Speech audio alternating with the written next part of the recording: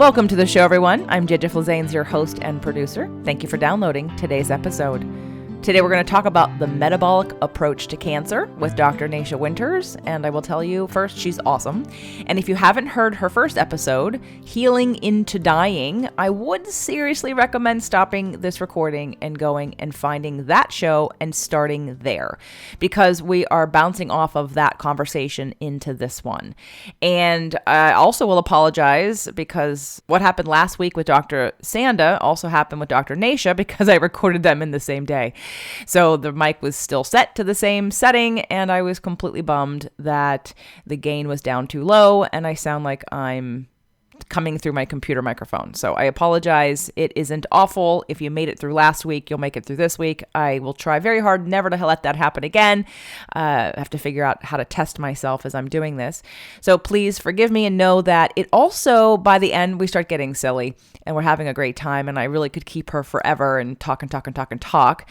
So it's on video, and so it doesn't really translate as much on the audio, our sort of being silly at the end. So if you want to watch the video, go to jjflazanes.tv. Again, that's jjflazanes.tv. Before I remind you about Dr. Nasha Winters, I do want to remind you about an announcement I made last week, which was that I'm doing a webinar called Building Your Business with the Law of Attraction. Again, Building Your Business with the Law of Attraction. It's a webinar on Wednesday, October 28th, 5 p.m. Pacific time, 8 p.m. Eastern time. It is free. So if you're interested, go to jjflazanes.com/LOA, Law of Attraction, B-I-Z, biz, LOABIZ. Okay, jjflazanes.com/LOABIZ. I'll also announce that we are now taking early bird applications for the 2021 Inner Circle Mastermind. And there is a significant discount by signing up in the early bird timeframe. That means before November 1st. So you can go to jjsinnercirclemastermind.com to learn more and to see what it's about. There are 2 different tracks, so it's not a one size fits all. You can choose which track might be appropriate for you, but it does require a conversation. It does require us deciding if it's a fit for both of us and for the group and for your goals. And I would just recommend go check it out and fill out the application. Let's have a conversation. So that's jjsinnercirclemastermind.com. And both of those links will be in the show notes. So Dr. Nasha Winters is a sought-after luminary and global healthcare authority in integrative cancer research.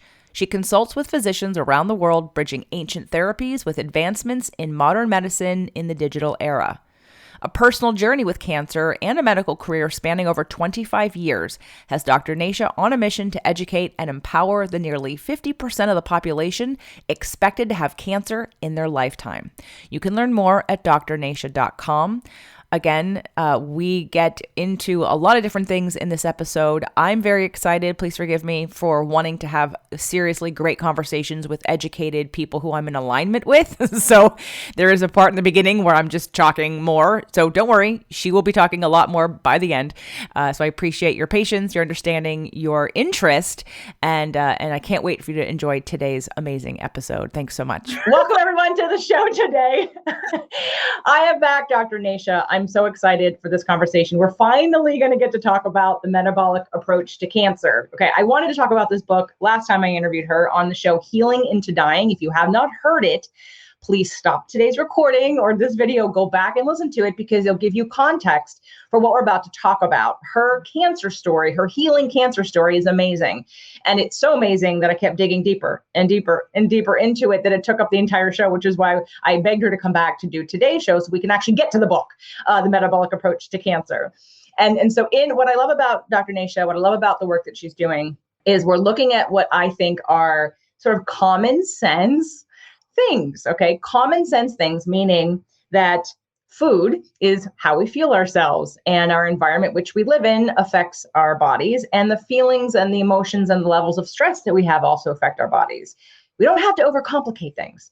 And when it comes to cancer, I want to ask you, what are your thoughts about, because, you know, this is why I love this, because I think I was telling you that Dr. Bruce Lipton, before I ever read his book, when I heard about it, The Biology Belief, it resonated so deeply that I was like, I get it. Yes, of course. The way that you think, what you believe affects your biology. End of story. I don't need more to convince me. Now, to educate other people, to go deeper, to learn about it, absolutely. But in the moment, it resonated on a level that I'm like, yeah, I get that. Just like I said to him, I don't need to know that gravity, to explain gravity to me so that I believe it. I'm living it. It resonates, right? So when it comes to balancing out the factors of cancer and how we, I know there's only so much data that we can track. We can measure things. And then there are certain things that aren't necessarily easily measured. I mean, law of attraction and quantum physics would disagree, but the average person isn't measuring that. They're not looking at emotion or stress levels. They're looking at their cortisol levels to tell them how stressed they are. They're looking at their sleep patterns to tell them how stressed they are. But they're not, they're looking at their brain chemistry to tell them how depressed they are. But they're not actually stepping back to the environment that created that in the first place.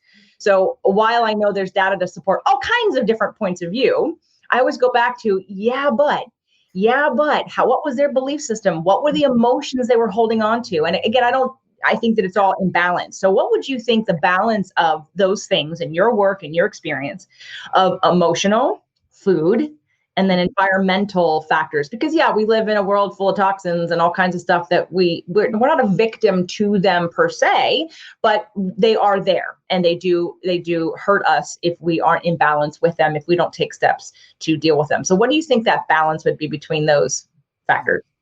Well, first, I love that you're bringing up this context because a lot of people think that in the scientific method today that there's one cause of cancer and that's a genetic cause, which we're going to, of course, debunk today. But when we look at sort of what I've learned over nearly 30 years for myself and others, there's more of this almost like three-legged table concept. I talk about that with some about kind of the mind, body, spirit.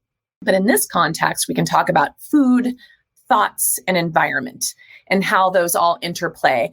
And they are big players on this stage for sure. And so when I think about across the board, I would probably give them a 30 percentage with this sort of extraneous 10% that creates our, biochemical individuality, experiential biochemical individuality as well.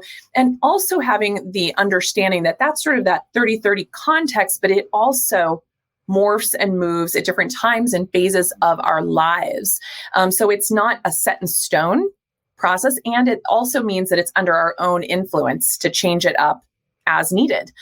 So I think that's kind of how I've seen it as the big picture. And we'll dive into some of the other components that feed in to that 90% of this being diet and thought and environment and how that translates differently between, say, you and I, like why I would have a certain experience with something and you would have a different experience to the exact same stimuli, to the exact same input. Yeah, you're 30-30. It's a very balanced, very Libra way of explaining that, which we know from our last show. She's a Libra. Yeah. But I understand, and what I do appreciate, at least about the balance, is that there's a scientific community that discounts the stress and emotion. It's funny because people say, especially like the male population, they'll say, I'll say it's emotional. And again, that word emotion on a lot of people's ears is so unscientific. They go, emotion. What are you talking about? Right. And then I'll say, but then if I say it's stress, oh yeah, I'm stressed. I'm like, what the hell do you think stress is? Stress is emotion, but you can't say emotion because somehow it makes people discount it. But yet we can measure certain ways that stress affect our lives. But stress, everybody, is emotion. Stress, you're not a victim to stress. Stress is a perception of something that causes a feeling that feels uncomfortable, and you label it as stress. So I appreciate at least you gave it 30%, right? Because I tend to always look for an emotional root of what something is also, because I know plenty of people who are doing all the right things physically, but they're super toxic emotionally. And again, and I know you were talking about, and again, environmental, who they are, those things are going to change. Well, let me give an example. I had a really interesting case this week with a young woman with breast cancer. Okay. And I always ask for a chronology of people's lives. So I want to know what they perceive to be big events in their life from basically preconception all the way to the moment that we're having this consultation with their doctor. Right.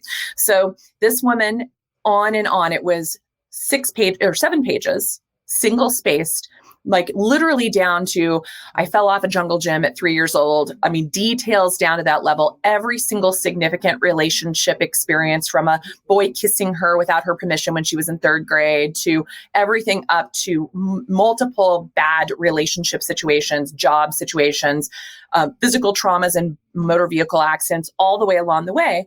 But what I saw in that chronology was what she didn't mention, which was she literally gave an entire sort of soliloquy to the most basic fundamental, like, life hiccups of, oh, I had a car accident, or I fell off a horse, or I kissed a boy, or, lost my virginity at this time. And yet she never spoke once about her relationship with her parents. And there were so many elements about her life and experience. It was so skimmed over that even what she chose to share with me was exactly what she didn't share, was what was the most important in that situation.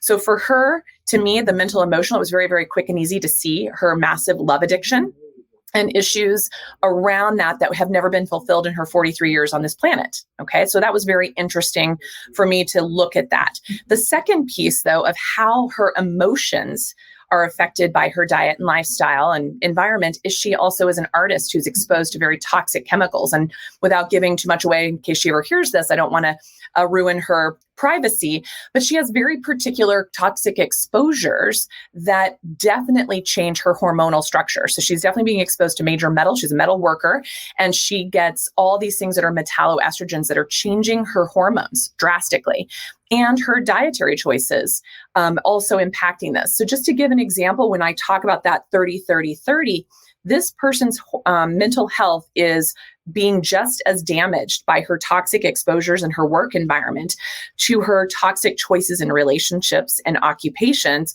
to the toxic or less than nourishing choices of foods that she's put into the system, which are going to impact her thoughts.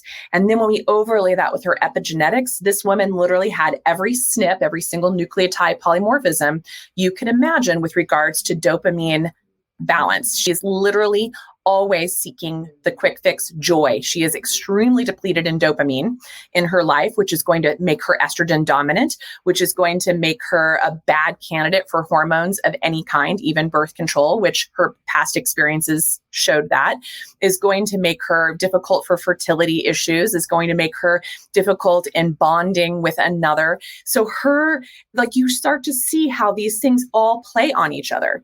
And in my world, I'm able to take all that information in. I'm like a data lake that takes it all in. And then I'm like, what is popping up out of this? Like, what lotus is blossoming out of the mud from these experiences?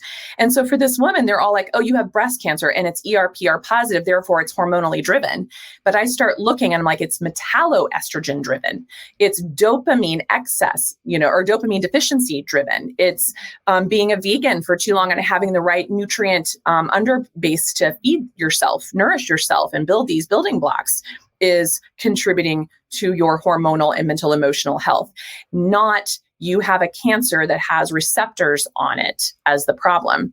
And so it's just an example when I start to look at these things like I know there's kind of these equal playing fields, but for certain people at certain times, one pops up more than another. And I also want to add to that, I do agree with the idea that our thoughts are always woven into all of this, but sometimes our thoughts are played upon by exogenous factors.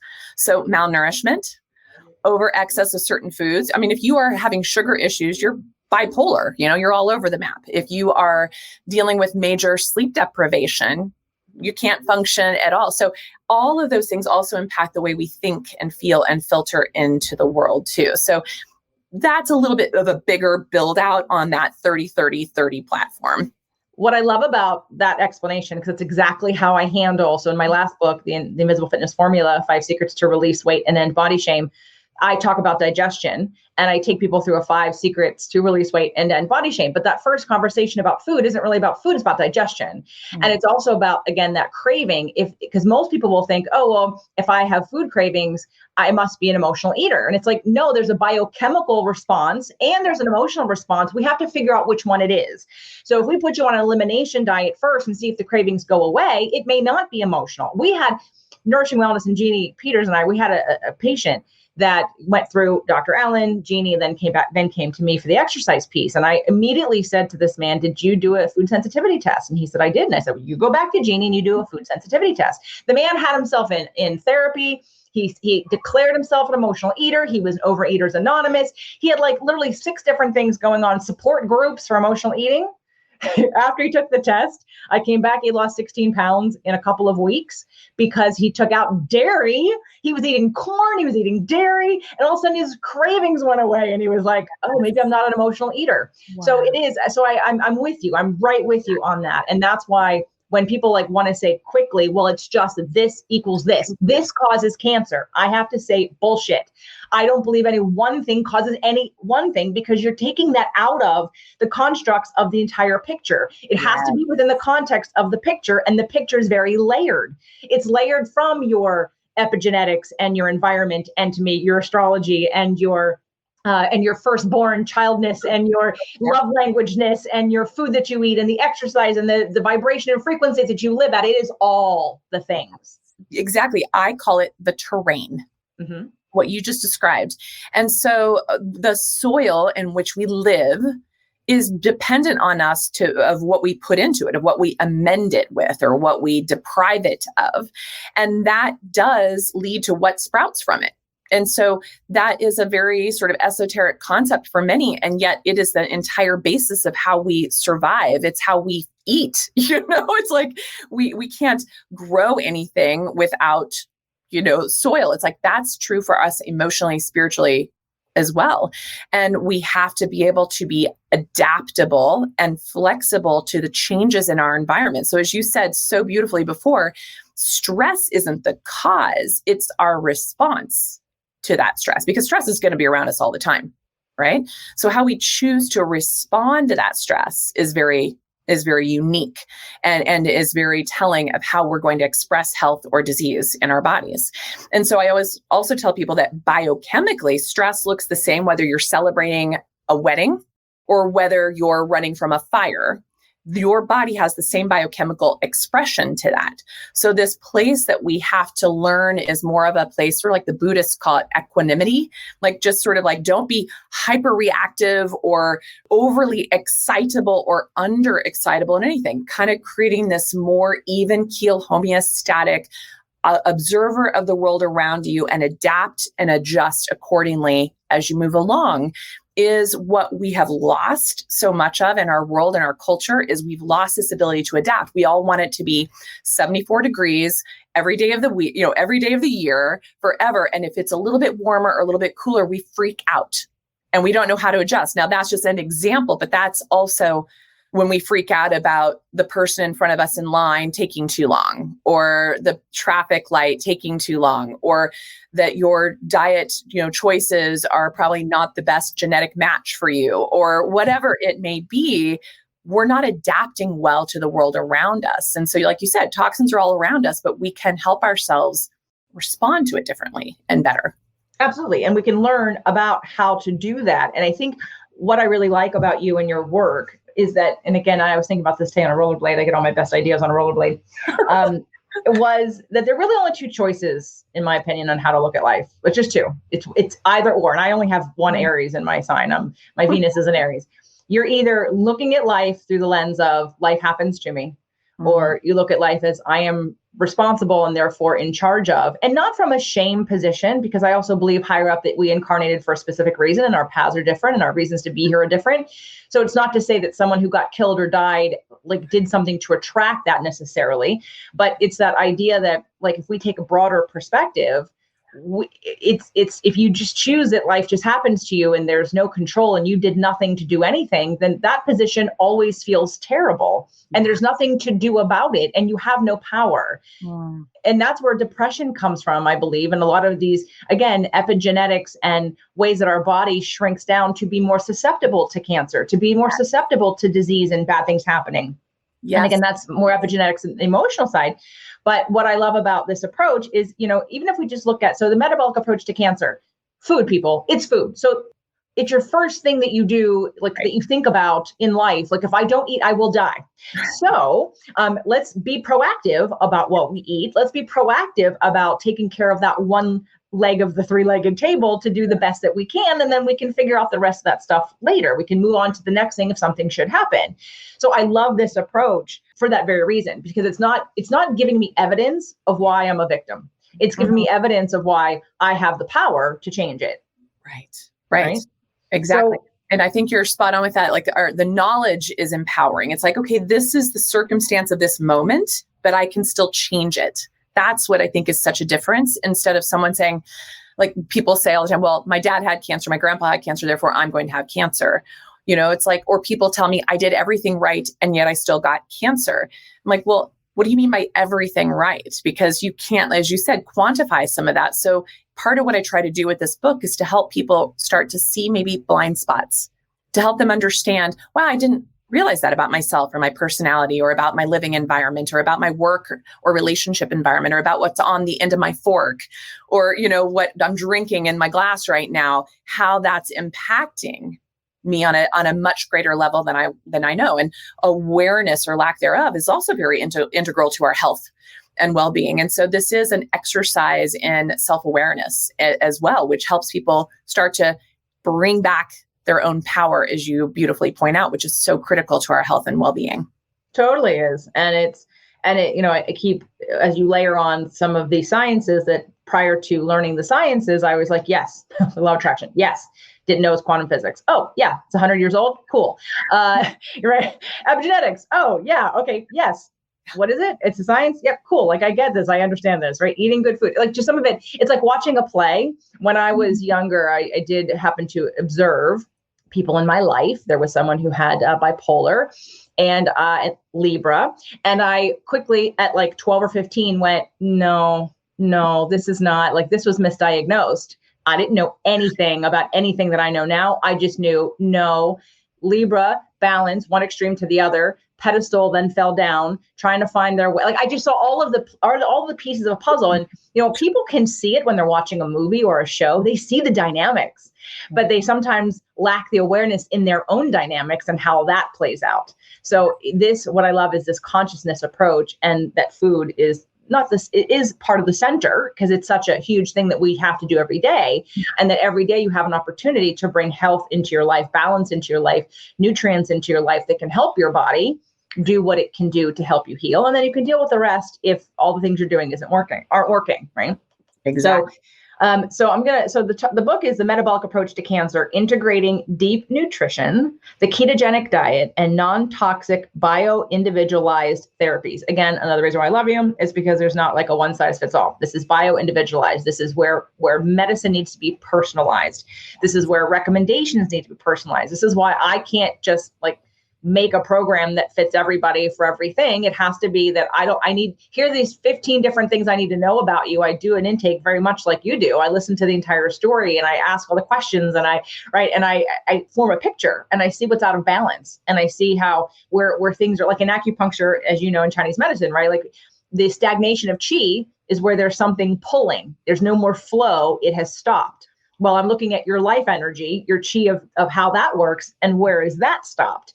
And the right advice for you may be the opposite for somebody else.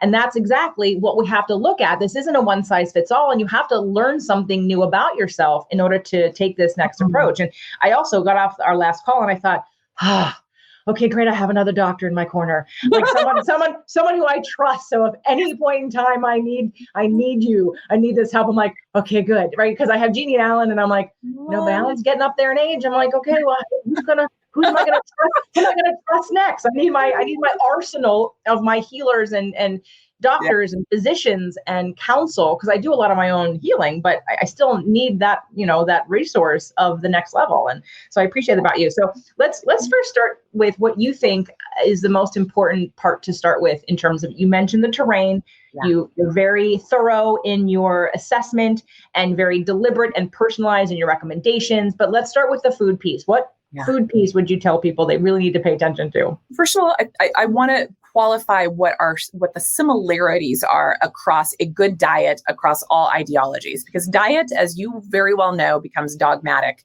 out there in the world. And if someone's like, well, this diet or the highway, that actually is a red flag. for me. So I want people to start to qualify for themselves what they need. Now, I take it to the level of even to their epigenetics and what their labs are showing me in that moment, and maybe the condition they're dealing with. And for my world, that tends to be cancer, and type of cancer and cancer personalities of the actual tumor itself, as well as what's wrapped around the terrain, in the terrain around that cancer. So when I think about the common denominators across all healthy diets, there's this concept of we really should probably be eating our big cofactor polyphenol rich vegetables. Really, it's like it is so many little enzyme processes that get things going. So kind of the base camp, your veggies, right? Kind of Terry Walls-esque of 9 to 15 servings of veggies a day is a really great way to get in your fiber and all of those phytochemicals that are so important to pull different levers in the body to tell things what's up. Then on top of that, in my world, it's quality fats. That's what feeds our nerves, our nervous system, our brain. That's what creates the cell membranes that help everything put in the nutrients, take out the toxins.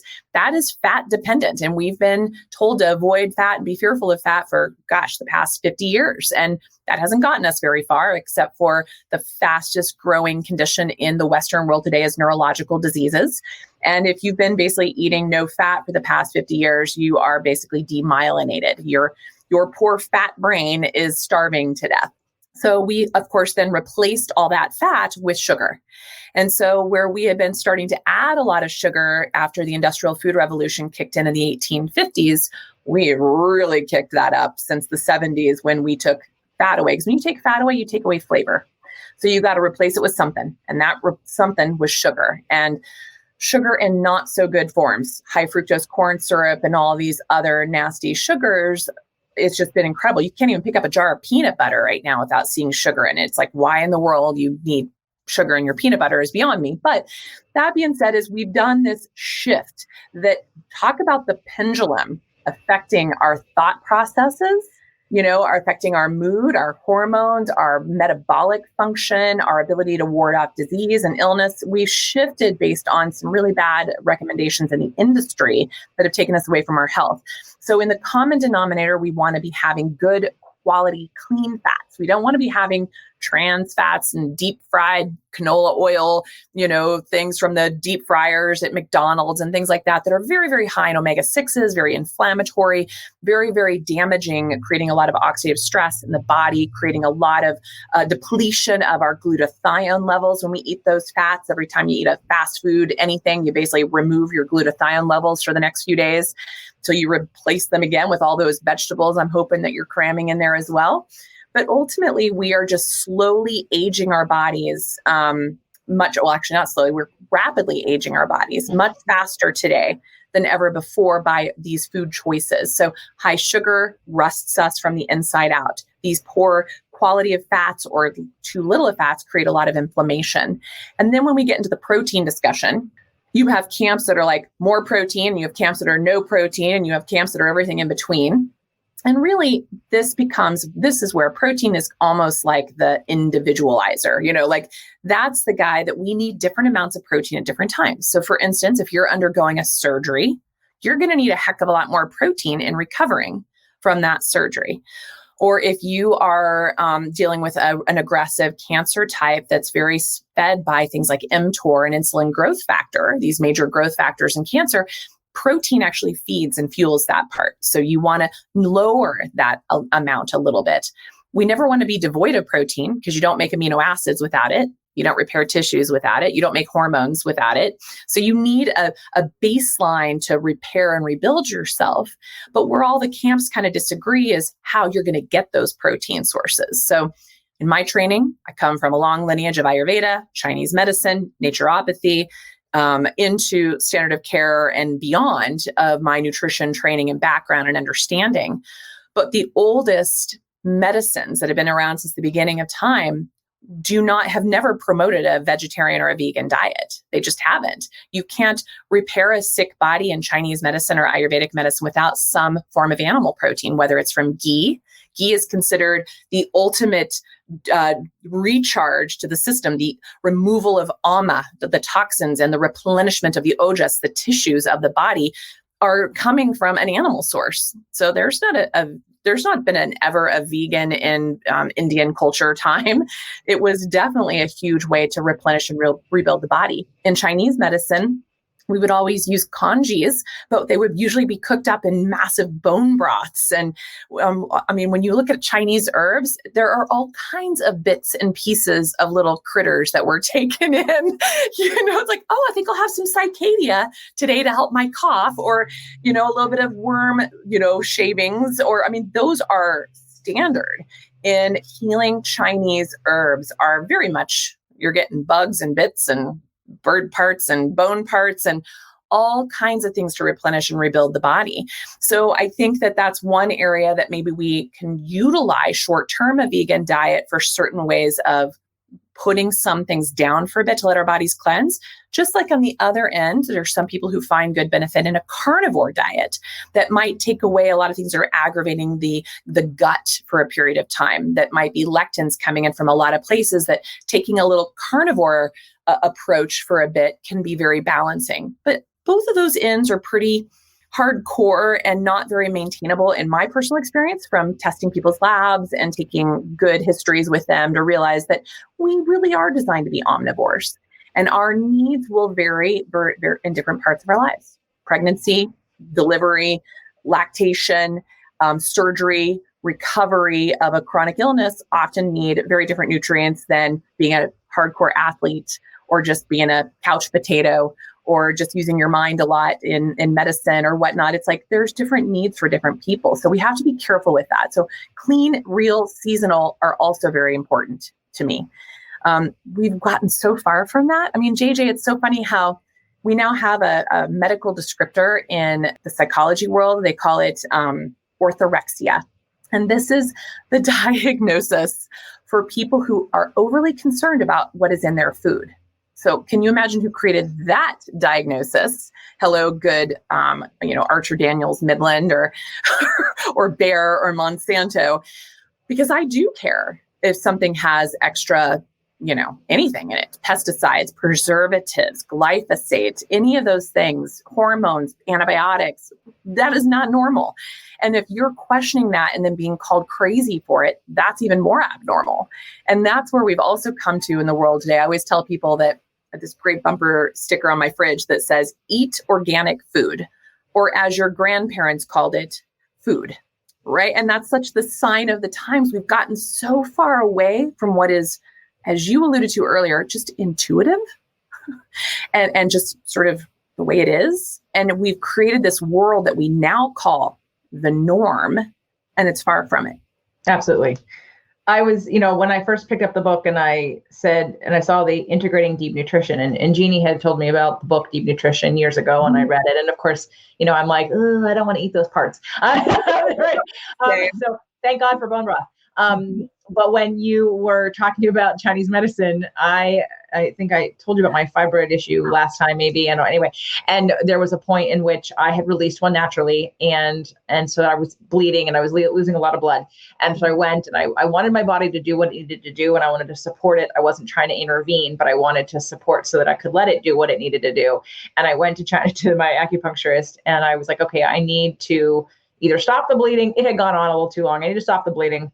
And of course, for those of you that don't know Chinese medicine, you can do everything from an already prepared tea to boil your own herbs, which I have a clay pot to cook my herbs in, and I have for a long time, but I don't always take it that way. I take pills, I take capsules, I take powders if I need to. And Chinese herbs are my hands down favorite thing to do because they're short term, or get your body in balance and then move on. And there's no you have to take this for the rest of your life, or there's not major side effects. And I remember getting the tea for the stopping of the blood. Oh yeah, crustaceans. I'm like, there's animal there are bugs in my tea. In the dried herbs. And I was like, oh, I probably didn't need to see that. I still made it because I was desperate, but unfortunately for a lot of people, they tell themselves these things are weird or bad and they don't know why I would do it. It's also how we've changed from, I remember looking at how our grandmothers used to, keep bacon fat to cook things and think, oh, that caused heart disease because you were told that heart disease was caused by fat, which we now know it's not. And we kind of knew it then. We know it's more inflammation. And now we're reverting back to, oh, Jeannie and I did a show. We did an audio show about what cooking oil to use. And we went over the different heat temperatures of the different oils and talking about how bad canola oil is for you, hot or not. Right? And looking at ghee and duck fat and bacon fat and things like that to cook them because they're sustainable and they don't oxidize your food, which creates free radicals, which creates cell death for people who don't know what that means. So, and in terms of orthorexia, I will say, and I'm with you. I want to know what's in my food, and I won't eat things that are weird or dye. Someone said, "Hey, do you want this?" I'm like, "No, there's dye in it. I don't want to eat dye. Do you know what dye does to you?" But I will say that at the same time, as I started the show and I said there was the emotional component as well as the environmental as well as the physical component, I do know people that are so, more you and me on steroids 10 times. That, right. Absolutely. And that lack of trust and that that fear and that victimization is also what I think equally creates cancer. So someone who thinks, no, look at me, I'm perfect. Like you mentioned control earlier, and I want to say, that's one of our biggest addictions in this day and age is control. And people don't realize that it's an addiction. They don't realize that the opposite of that is trust. Now we need information, which is what we're doing today, which is what you're doing, which is what I'm doing. Information helps to empower you, but there has to be that balance level of, there's no perfect, there's no right. And it is a balance and it is an ebb and flow. And it's a constant moving thing and you do the best you can, but there is this emotional understanding that, when you said it, I thought that's funny because I know some people that I would classify as that. But if they're talking about classifying someone like you and me like that, I'm like, no, that doesn't fit. Because I care about what I eat, but it's within balance of I drink wine, I occasionally have dairy, but I am gluten-free and I eat organic and I do keto and sometimes paleo. I know, but at the same time, I also live life. Like I don't feel restricted. I don't feel mad. I don't feel fearful. I don't feel like a victim. So I just want to point that out in terms of the balance of that hyper, right? There's like the hyper imbalance of, God, I have to control everything or I'm going to be sick. I had a client who her deepest fear was about getting cancer. Well, guess what happened? It's quantum physics. Just, you can't, she was doing some of the right things, but so let's talk about those people who are out there. Cause I know we didn't dive that deeply into it last time a little bit. It was about, you used to be a vegan and it's not to say, like you said, it's not extremist. There are times where that's appropriate and good. And then there's times where it's out of balance and you have to listen to your body. And if it's a dogmatic idea of, I have to do this for a bigger reason and I'm denying my body what it's telling me it needs, then it becomes detrimental, but not for everybody. Right. Exactly. And that's the place where I think that, first of all, there's a couple ways you can go about this. Number one is, what are you naturally gravitating towards, right? If you have a sense of self, you also should have a sense of what works and doesn't work in your body, right? For those who are disembodied and always out there searching and seeking, maybe that's not the best way to take it because they might be like, this week I'm this week I'm this week I'm this. And it's okay to still be a living laboratory, experiment, try things on. I literally knew how bad I felt on dairy and wheat for so many years, but I liked them too much to say, and I go off them for a little period of time and then take them in again and then wonder why I felt so crummy. And then, I had to learn that the hard way. And when I was finally truly diagnosed with celiac, knowing that it's a genetic condition, it's not going to go away. It just is there. When I fully committed to taking gluten out of my diet, 100%, guess what? I could eat dairy again with no problem. So it was like, to me, I would so rather hunker down with a chunk of cheese than a piece of bread. And it was 10 years in August that I'd been 100% gluten-free. It was this liberating moment because at least I had an answer for why I felt a certain way. And it actually opened up another arena for me of what I could do and what did work in my body. So I fought that for a long time, trying to play the intuitive card. But I was very, as you noted with your patient, with the 16 pounds that he lost, it was a very similar dance for me. I was living on this diet that I'm like, I've got cancer, so I have to be a vegan. Oh, I got to be a stricter vegan because I got to hunker down more. And all the soy I took in destroyed my thyroid, and 45 pounds additional later, a destroyed thyroid, hair falling out in clumps, not because of chemo, and then starting to eat all of my grains and legumes to get my protein needs. Suddenly in my sugars, I was diabetic, high insulin growth factor because I was getting my protein needs met, but I was doing so at the expense of taking on way more carbohydrates to meet those needs. I just kept expanding more and more, which was just making me much more of a reservoir for collecting all those exogenous chemicals from the world, because now I have these giant adipose waste dumps in my body with that extra 45 pounds I was carrying around. That when I finally had the aha, I was like, God, I'm telling everybody else how to do this. I've got to try it on myself. And when I finally said, okay, I'm going to go, I had gone gluten-free for a period of time, but I jumped into the frying pan, like so many others, into the corn frying pan, which then I realized accidentally, I was like, oh, I was actually allergic, like an IgE allergy to corn. That took me a couple of months because I was like, please don't take away my blue corn chips and I didn't want to let that go. I had to listen to my body and then also validate with data for myself. That was my process. And here I am 10 years later, probably the most stable I've been in my weight, in my thoughts, in my hormones, in my energy level. It was like, oh, why did it take me that long to figure it out? So now I help patients get to that point a little bit quicker. Like you said, it's like, well, let's look at the obstacles to cure. Are these ideologies blocking your way?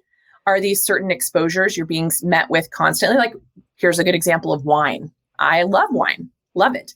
But California wines make me very, very sick. And I really like them. So I had to learn the hard way. It's like, okay, a typical bottle of California wine, even if it's organic, still has glyphosate residue. It's also about 20 grams of sugar per glass. A dry farm wine from Europe, Spanish, Italian, French, has about 5 grams of sugar in the entire bottle and no glyphosate residues, and usually not sulfates added. So no headaches, no hangover, nothing tweaking my blood sugar. I get to still enjoy and be a normal human being on the planet with my glass of wine, with a glass of wine that works well with my body and my chemistry. So those are the types of things like you just said, if I have to take something away from somebody or from myself, it seems like it actually opens up more opportunities of what I can bring in.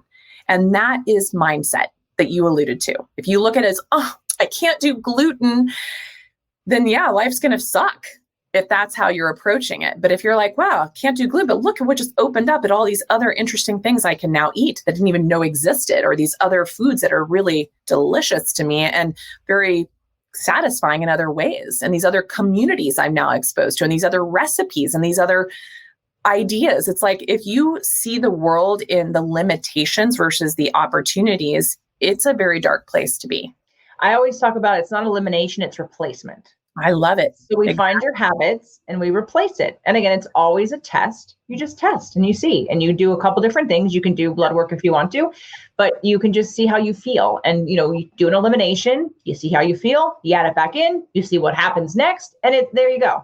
I mean, it doesn't have to be some expensive trial that you're doing. You could literally just test it out yourself, but you have to do it right. Yeah. You're going to eliminate something. You need to eliminate it 100%, not, right. I'm going to do less. It's like, no, that's not how it works. Right. Thank you. Exactly. It's like being sort of pregnant. It's got to go all the way out or all the way in. Right. Oh, it's a light switch, guys. I have inflammation and I'm agitating inflammation, or I'm removing the things that agitate inflammation. It's not like I'm just going to reduce it and then it's all going to go away. So that's why I definitely always recommend elimination diets for people to uncover what is stopping them. And for some people, it's corn. I have so many women that are like, but I'm Mexican, I can't give up corn. And I'm like, Siete has great corn substitutes. Siete has changed my life and so many others in my area. I'm like, where were you all along? So right. Love their products.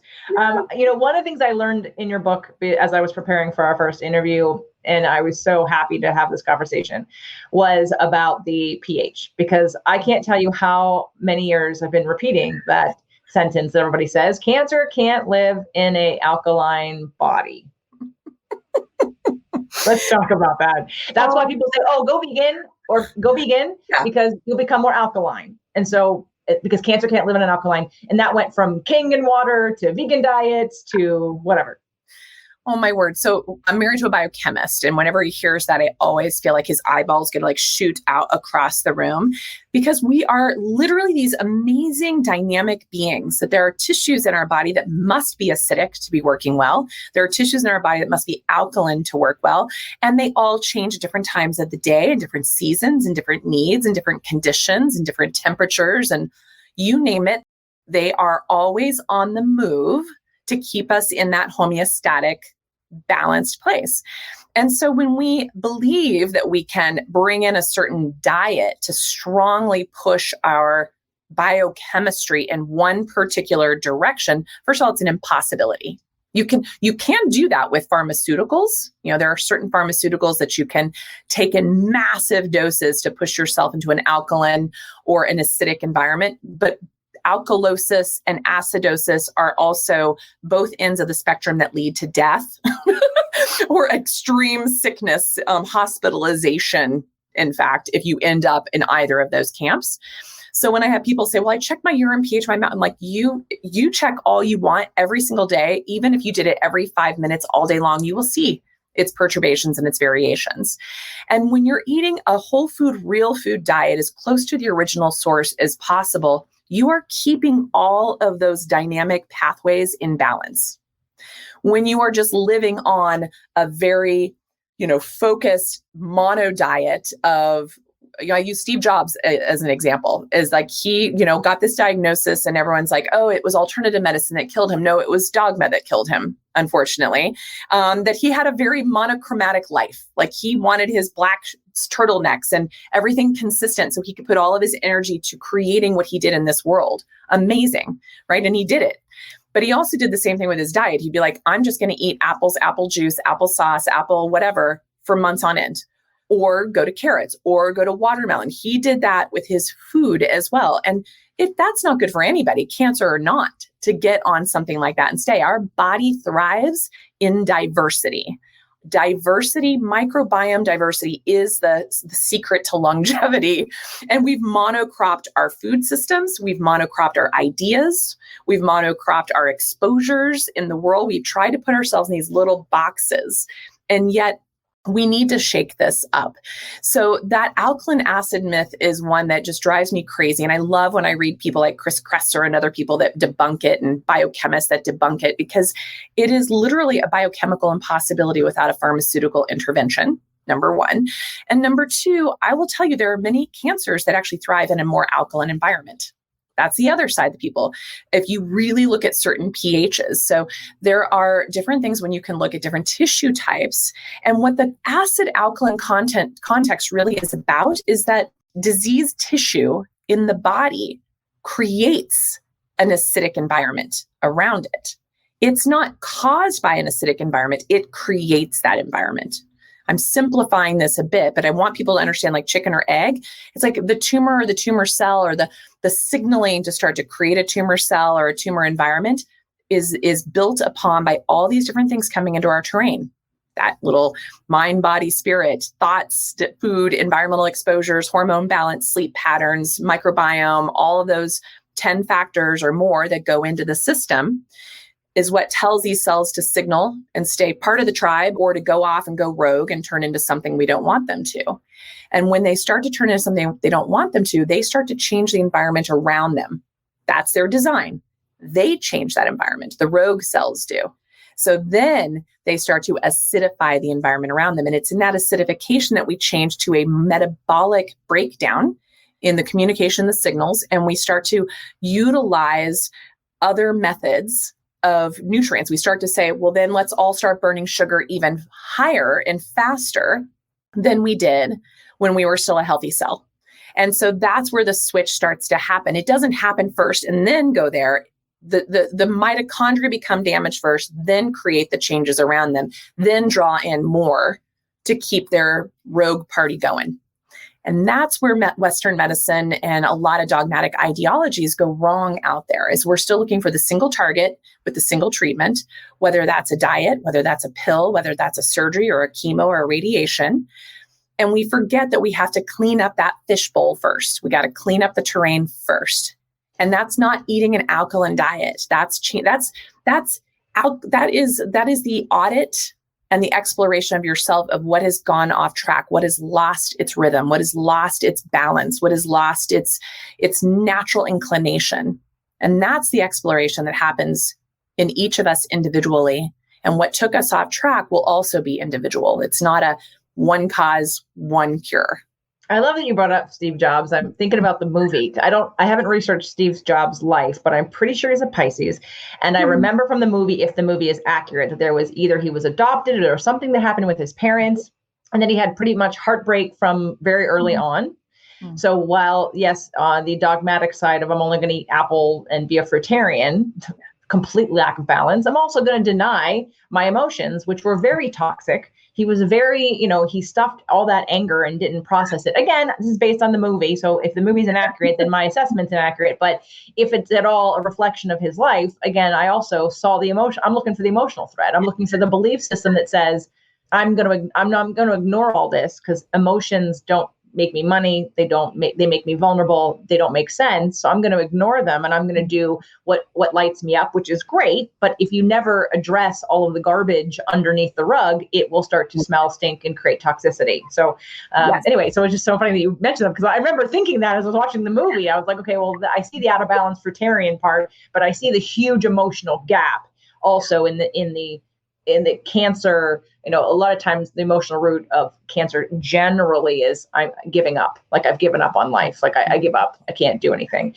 It's each individual cancer has a different emotional, focus in terms of different feelings, different, like breast cancer often has to do with mothering, either resenting being a mother or not being able to be a mother. So there's a direct correlation emotionally to breast cancer for that.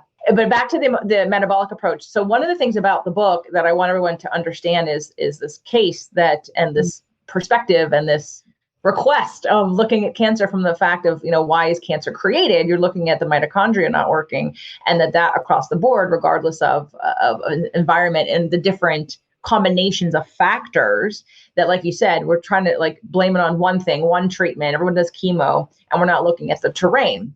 So in terms of people who can do things to obviously get the book and read it, but other things that you're recommending people can do. Now you mentioned the ketogenic diet, and I know you're saying don't do, it's not about extremism, but would you say what comes to the middle would be something lower carb, lower sugar? And you already talked about it. The fat helps with the brain and it creates the cell membrane, and that's how we absorb nutrients and get rid of toxic waste, and the vegetables with the fiber and the nutrients. And did you say 9 to 12 servings was the recommended?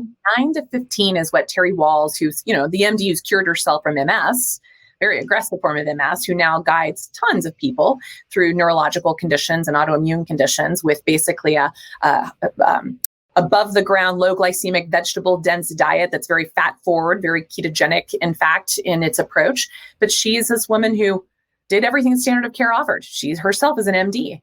And now she has clinical trials with vets and others on showing how this approach can heal many chronic illnesses. And so much of it is a lot of our foods give us the cofactors to our neurotransmitters, which is of course going to give us our cofactors to our thoughts and our ability. My husband, the biochemist, says there's only 2 things that make you happy: serotonin and dopamine. And it's but what are the building blocks or the degradation of them? What's the belief I have to make my biology produce those? Exactly. Because you can meditate those into different levels. That's why I like HRV technologies. That's your wearable biofeedback. That's why we can kind of quantify that you are pushing the engine in the right direction or the wrong direction, if you will, with your thought process. That's how you can really see how you can reframe your world with instant feedback, saying, yeah, your pulse just went right off the track when you started talking about your boss. But guess what? Our pulses will also go off the track if you eat a food that doesn't agree with you. So, you could eat something and take your pulse. And if it really speeds up after you ingest it, that's probably causing some irritation in your body. Just like when your pulse goes up when you're irritated with your partner or someone else. These things there's no separation of them when we try to do that. And the funny thing is this book, the sort of last chapter of the 10 terrain factors is the mental emotional. And I've said this so many times, it should be the first chapter. But no, people would pick up that book and be like, screw that, I'm out of here. They would just throw that thing and go. People like the tangible first. So I offer it in a process. We're not linear. at all. But this process I'm trying to teach in the book is helping people start with those safe, tangible factors that they can control, which does come back to their environment, which does come back to their food to some degree, right? And then you start to work yourself towards that door you have to eventually open up, because I've had so many patients get to that part and they're like, I choose death over leaving this terribly toxic relationship, or I choose death than actually speaking up for myself or taking back control of my life. I've unfortunately come to that experience more times than I care to count in my career path, that facing those elements of ourselves or our lives or our situations or our emotional choices are incredibly difficult. And so easing people gently and inviting them to come to that place is what we try to do with this approach. Now, what I love about you, JJ, is you're like, it's all out there from the get-go. Like, here it is, people, take it or leave it. But the type of patients that I draw in are literally facing their mortality. So when I talk about the specifics of diet, I'm talking about a very specific population of people that I work with that literally their food choices do make a difference whether they live or die in certain situations, right? So this is some of the things I talk about may sound really militant or really specific, but this is the population that I work with. So please have context around that as well. But ultimately, we still need to get to those emotional tidbits of this, because all of it's under, like, if you are literally, meditating all day long and in this beautiful Zen place, you're doing great, and you're eating McDonald's, you are undermining all of that powerful activity. Just like if you're eating perfectly and you're doing your macronutrient counter on your chronometer and you're checking your blood ketones and they're definitely therapeutic levels and you're doing great and you're getting your intermittent fasting in perfectly, but you are still living in a very toxic household, either physically of the radon or something along those lines, or with a partner that does not support you or does not see who you really are. Those are very painful ways. And that food does not then carry the level of nourishment that it otherwise would if you were in a more supportive environment. So these are the pieces that I'm always pushing people to explore within themselves. So when you talk about what can you do on the basics, the beginning of the book is really a questionnaire. Take a little self-audit. And that's a really great resource, and I'm even willing, if your listeners are so intrigued and they want to learn more before committing to purchasing the book, because that's not what this is about. That book was No, it is what it's about. Buy the damn book, everybody. If you care about your health, it's $25 for crying out loud. Buy the book for crying out loud. If you're not willing to invest $25 in your health, and you get the answer, you have to go, well, I wonder why, because I love it. Well, and that makes me happy, because my point is that I want people to have tools. And I wrote this book so I didn't have to say the same thing over and over again. Honestly, and I really thought my mom and a couple patients would read it. And now we're over 75,000 books sold, 5 languages out. A 6th just came out in Russian. We have 2 more coming out. It's clearly speaking to people on another level. And just as to your point, a lot of people are saying, wow, it doesn't have to be about cancer. It's about everything. But the first part of it is really about the self-accountability and the self-audit of yourself, your world, your exposures. Like I said, finding the blind spots and then looking at what's the priority, and whatever that priority is in that moment. Let's say you have 8 out of 10 yeses on that particular area. Dive in on that chapter and work on that bit for a while until you feel comfortable to venture into the other elements of this. And what I'll tell you is you start to work on one, because we are just a giant quilt. You tug on any thread in that quilt and you're going to impact the whole. So if you start to change your diet, you're going to start to change your mind. If you start to change your mind, you're going to start to change your diet. How can you possibly be a thoughtful, mental thought leader, enlightened, meditative being eating shit? There's no way they can go together. Right? Agreed. And that's where it's like the same thing. How can you be a person who's water fasting, but you're drinking water that has 7 known carcinogens in it from your city water and expect that that's going to help you heal?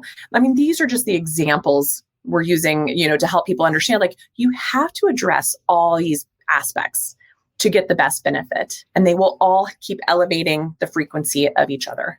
Absolutely. That's why I love you. And why we could have like a 24-hour live stream call with each other, because I'm not nearly done again with so much that's coming up. Well, because there's so many similarities. Like, you just said you put it at the end of the book, the emotional piece, because you knew that it wouldn't be, in the beginning, it wouldn't be accepted. Well, guess what? One of my 5 secrets to releasing weight and ending body shame is, well, it's emotional. And the last 2 chapters are about the emotions. The first is about digestion and food. The second one's about exercise. The third's about hormones. Because once we get these in balance, and now we can deal with the emotions. But if you're hormonal and emotional, and you're having sugar and you're emotional and depressed, right, and you're not exercising or utilizing any of this, we can't talk about emotions yet until you get through these 3 first, right? Yes. And I'm, I've been joking about a show I wanting to record called The Roadmap to Healing, because, like you said, people they choose death over dealing with their emotions. And I've created a talk. It's called The Anatomy of Emotion, because it's taking people to understanding from an observer level what emotion is, why. Because there are so many people that feel so deeply that they stop thinking. They're out of their consciousness brain. They're not an observer brain. They think there's something wrong with them. So they try everything in life to avoid feeling that they can, running away from their feelings, which, just like a storm that's going to pass, has to be something expressed or will turn into cancer. It is you cannot hold on to toxic feelings and repress them and think that doesn't change your biology, or that doesn't change your internal chemistry or your choices or the things that you attract. And so, like, again, there's just so many similarities. And I know I have to let you go eventually here, but I have one more question. And we are going to be doing another show, because Dr. Nasha is part of a team of doctors who've been doing research and putting out information about mistletoe, which I was so excited to read about in this book, and the treatment of mistletoe, use of mistletoe in cancer treatments. And hopefully we can get maybe even a panel of a couple of you on to record that when the book comes out, because I want people to understand and know about that. Suzanne Summers was the first to bring it to my attention. And then it went in the back of my brain as something that I would consider if I ever got cancer, in terms of incorporating it. And so we talked about it on the last show, Healing into Dying. And we will talk about it on the next show. So, or unless we put another one in between. But let's talk about detox for a second. I know, because I mentioned, we talked about the emotions and we talked about food, but I feel like we can't end without mentioning something about environmental toxins and the need for detoxing. Talk about that quickly in terms of what you recommend, how often, what to do, what not to do on a general level. So the cheapest, fastest, easiest place to start is daily fasting, 13 hours minimum a day. So by that meaning, finish dinner at 6 p.m., don't eat again until 7 a.m. Water, as much water, if you want herbal tea or even plain black coffee, is fine during that window. To push it a little bit further, because this is how your body cleans out. It needs a break from stuff you're putting in to help take stuff out. So we've gotten away from that. Everyone's like graze all the time, and that clogs up the works more.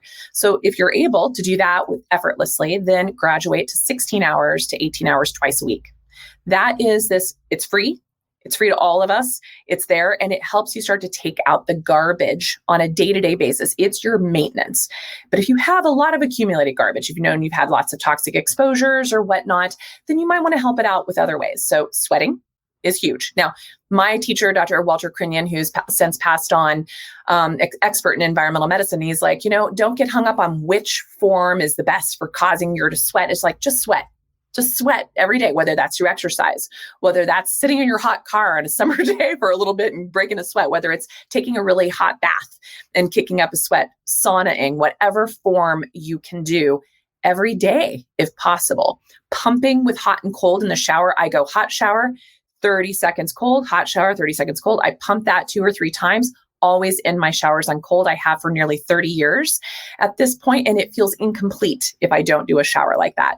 If you have access to the great outdoors and you can go hop into a cold lake, do that, get those cold plunges. That is a mitogenesis. That creates new healthy mitochondria.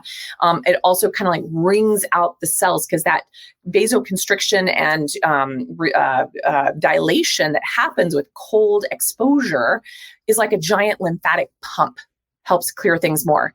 Hydrate. Half your weight in ounces of good purified water. Flush out the chemicals, flush it out. If you are not pooping at least one hearty poop a day, you got to kick that up, right? So magnesium is usually what most of us are missing. A citrate form is what's going to float the boat, if you will. And so you want to be bringing that into bowel tolerance until basically things are moving effortlessly. If you need more assistance than that, colonics, home enemas, different things to help keep that going, maybe more fiber in from the top down is very helpful. Again, these are like the things that are just available. These are the basics. And then one of the most profound ways I think that we need to start taking advantage of our health, it's again free, nature. Get the heck outside. First thing in the morning, last thing at night. If you do nothing else to at least get that red light, even if you don't see where the sun is rising and setting, the frequency of light at that time of day is insanely healing for your HPA axis, for your melatonin production, for your serotonin dopamine balance, for your vitamin D synthesis, for everything to do its job. We need nature, we need light, we need the biorhythms of the planet to remind us, because we are living in the midst of a fabricated environment all of the time. You have to literally plug yourself back into nature regularly. The average American spends less than 15 minutes a day outside. That's horrifying to me. Even if it's you sitting out on your back patio twice a day, even if it's a dumping snowstorm, I don't care. Get out there, know what the seasons are doing, know what the moon is doing, and get into the rhythm with that. Make your own little rituals. Have a full moon and a new moon ritual. I was lucky when I was in medical school, we had a really good colleague of ours built a sweat lodge on his property, and we would all go do full moon sweats. I swear to God, that's what got me through some of the most intense times of my life and career, was monthly sweats through this. So there was the community, there was the physical sweating, there was this ritual and routine that we all brought together. People of all faiths would come in. We'd have like our hardcore, Buddhists and our atheists and our Christians and everybody in there together, just like praying in the way they know how and being part of something really collective. And then I think another piece that's also in the midst of this crazy world we're in, connect with another, like volunteer. If there's someone if you have a neighbor that have you not seen them leave the house in months, spend time with them, go volunteer somewhere, reach out to someone by phone, not a text, by an actual letter, not something. Connect with another. Our oxytocin levels are so depleted right now, and that leads to all kinds of hormonal dysfunction and emotional dysfunction and psychological dysfunction. And so connecting in real ways, in whatever way is possible, are really critical ways to heal the body, the mind, the soul, everything right now. And those are all free. That's what's so crazy to me, is it doesn't have to be. And it's so sad that we have to have this conversation, that I have to remind people to go back to do what we've done since the beginning of time. And in one way, yes, I agree with you. It's completely sad. But the reality of it is, I've been thinking about it today, right? I'm going to go back to the emotional piece. The pandemic didn't create the fear. Absolutely. It just uncovered what was already there. People are living in huge amounts of fear because they don't know what they believe. They don't trust life process. They are afraid of death. They're afraid of disease. They feel like victims. They tell stories that keep them in victim mentality and never empower themselves.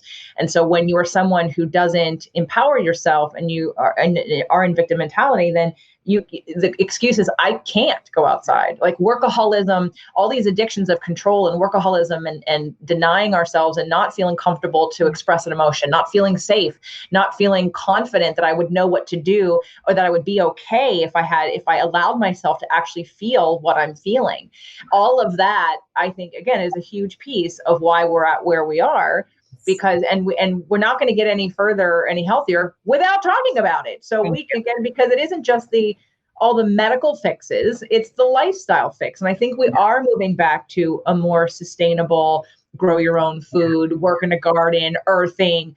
I think we are, because we have the arc of the food revolution and having GMOs come in thinking, oh, we're going to help be smart financially and feed more of the planet. And that might have been, the good reason why you did it, but then, screwed up the whole thing by adding poison into our food. So now we're taking it back. And this conversation could go on all week.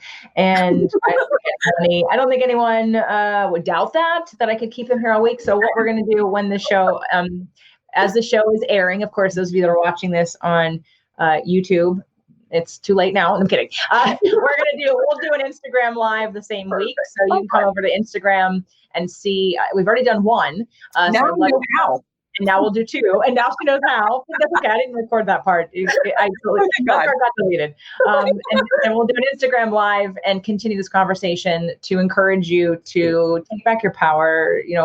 Look at the food that you're eating with a different response. Look at the emotions that you're feeling. Get the metabolic approach to cancer for anyone that you know who has cancer as a way to empower them. And they may not listen and they may not want it. It is work. You have to care enough about yourself to actually change something about what you do. But for those that are interested, those who have a little seed that you are planting that may grow into empowerment, I think it's a great book for everybody. I'm so excited to have it. It's so rich and full, and I feel actually safer. I feel safer for my future knowing that I have this, because it's another one of the resources like Dr. Christian Northup's book and Suzanne Summers' books. And like, I feel like, okay, I'm prepared for anything now. Like I can handle anything because I have the information right here. So please consider buying it for yourself and others. Also go to drnasha.com. Right? drnasha.com. Looks like Nasha. Nasha. Even Jeannie said the other day, she's like, Nasha. I'm like, you guys must, okay, whatever. But we were reading the book this morning. We have a practice we do every Monday and Wednesday, and we usually read a book and we write and then we share and we meditate and we go exercise outside at the beach. And I said, what do you want to read today? And I said, well, we're having the show today. And so he was reading it. He's like, oh, well, that was very good. I'm like, yeah, well, we're going to keep talking about it. We're going to keep reading it. Right. So it's like, again, it's science, but science that you can handle. Like you're not over sciencing anybody here. It does get technical, but it's also very easy to read and understand. And again, it's a resource. So I would recommend everybody get it. Is there anything else that you would recommend that they do? Or I know you said there's an assessment at the beginning of the book, and just anything else that the free resource that you may have. Definitely. On the website, if you just go to drnasha.com, there are 2 freebies. You can download the 5 steps of what to do if you're diagnosed with cancer. It's a very good resource. I get lots of feedback of how literally life-saving they felt that information was. And then the other freebie is just this like little PDF poster I did for a presentation last year, I believe, on metabolic flexibility, and that there are many ways to roam. So you can get there with fasting, you can get there with high fat, low carb, you can get there with exogenous ketones, but basically showing that 12% of Americans, less than 12% of Americans are actually metabolically healthy. And this poster gives you the research and the resources to show that. And that shows that we all need to start taking responsibility and kind of cleaning that up within ourselves. And it gives you some great sort of little resources and how-tos on that as well, also for free. Excellent. All right. Again, thank you so much. I love you. You're amazing. And I can't wait to have another conversation, especially on Instagram and possibly maybe other places. We'll talk offline. So anyone, go to drnasha.com, get those 2 free resources, and buy her book, The Metabolic Approach to Cancer. Again, if not for you, for everybody that you know who's sick or could use it, especially anyone that has cancer. So thank you again for coming on the show, Dr. Nasha. Thanks, JJ. Absolute pleasure.